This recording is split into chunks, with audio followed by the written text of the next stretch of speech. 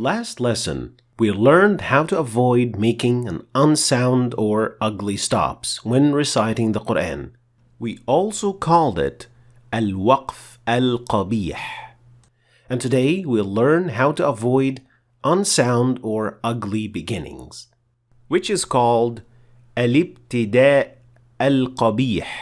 And before we get started, we need to define the word beginning here. And with the word beginning, we mean two things. Number one, starting your recitation, like in prayer, for example, after Surah Al-Fatiha. The second is resuming your recitation after stopping or pausing. So this means you were reciting the Quran and you stopped because you wanted to take a breath or for other reasons and you want to resume your recitation. Let's start with the first one. If you start reciting the Quran. So, where should you start your recitation? Well, you may start your recitation anywhere really, whether that is at the beginning of an ayah or halfway through the ayah. The most important thing is that it is not related in meaning to what came before it. Otherwise, this would be an unsound or an ugly beginning, like in this example. أولئك يرجون رحمة الله. Here, if I started reciting the Quran at the word أولئك, it is not correct because I don't know what the word أولئك is referring to. And if I want to know, I have to read the ayah from the beginning. إن الذين آمنوا والذين هاجروا وجاهدوا في سبيل الله أولئك يرجون رحمة الله. Now the word أولئك is clear because we know who exactly it is referring to. This can also happen when you start at the beginning of the ayah, like in this example. في الدنيا والآخرة. Now, although this is the beginning of an ayah, it is related in its meaning to what comes before it.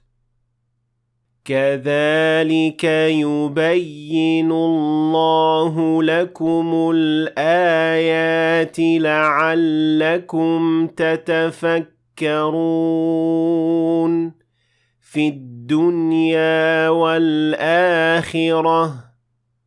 In this way, the meaning is completed because I started from before the beginning of the ayah.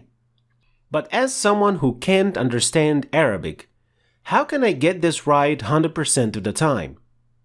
Well, there is an easy solution. First, only start at the beginning of an ayah, since starting from the middle requires understanding the context well. So it is possible, but it requires understanding. Second, use an Urdu or Turkish mushaf and use it so that you don't start at an ayah that has the la sign at the end of the previous ayah. So the example that I mentioned looks like this in the Urdu mushaf. So when you see this la sign, it means that you may stop at the end of the ayah normally, since that is the sunnah. However, you may not quit your recitation altogether, and certainly do not initiate your recitation from after that sign. So for example, if you are in prayer, you should not start at this position after Surah Al-Fatiha. So using these two tips, you should be able to avoid any unsound beginning in the Quran, insha'Allah. So this was starting your recitation. What about if you are resuming your recitation? Well, as we said before, this refers to if you have already started reciting, you made a stop or a pause, and you want to continue. And here are the three options that you have if you want to make a good start. If you stopped at the end of an ayah, and then you continue from the beginning of the next ayah, that is of course not a problem. And this works 100% of the time. And if you stopped at a stopping sign, like one of these three, there is of course many more stopping signs in the Quran, especially in the Urdu Mus'haf, but this is just an example. So stopping at any of these signs and then picking it up from afterwards also works 100% of the time. However, if you stopped anywhere other than at the end of an ayah or at a stopping sign, then you should never resume from where you've left off, because this will increase the chance of making an ugly or unsounded beginning substantially. So this should be avoided at all times.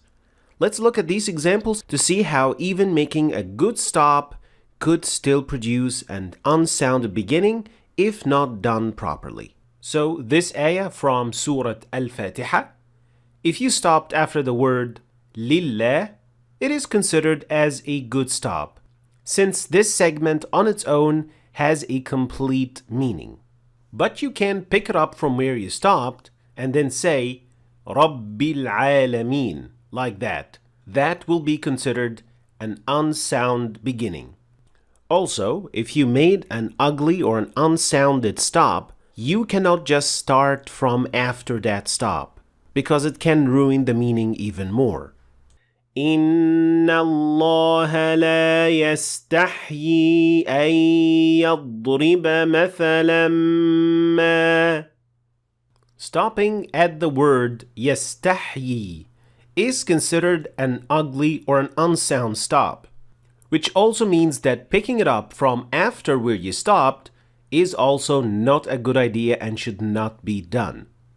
But then what's the solution if I stopped in the middle of an ayah and not at a stopping sign?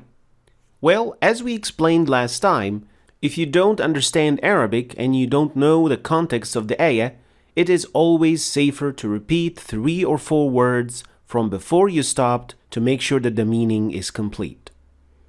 Finally, and as I mentioned last time, the best way to know how to make a good stop and a good start is understanding what you're reading, and so learning the Quranic Arabic. And the next best thing is imitating a good qari, because sometimes even following these rules can, in exceptional cases, lead to unwanted results. This example ends with the sign meme, which means that at the end of this sentence, you must stop. But let's say you decided to stop here, and you read, لَقَدْ سَمِعَ اللَّهُ قَوْلَ الَّذِينَ قَالُوا إِنَّ اللَّهَ. Here, if you decided to pick it up from Inna Allah until the end of the sentence, you will produce an ugly meaning, which would then be Inna Allah faqirun wa nahnu aghniya. And as you can see, the translation of this meaning is completely different from what the original meaning of the ayah is. So here in this position, if you wanted to stop in the middle of the ayah, then you have to go back to الَّذِينَ and read الَّذِينَ قَالُوا إِنَّ اللَّهَ فَقِيرٌ وَنَحْنُ أَغْنِيَاءُ. And as I have to emphasize every time, as long as you try your hardest and you want to do the best you can, and you still made a mistake, then it is not a problem, insha'Allah, and you should not be worried about it. Most important thing is that you keep learning and keep reciting the word of Allah. Thanks for watching. If you want to start your journey to learn the tajweed of the Quran, you can click on this link. And if you want to understand the Quran in Arabic, then you should click on that link. And finally, I hope you've learned something new today, and I will see you next time.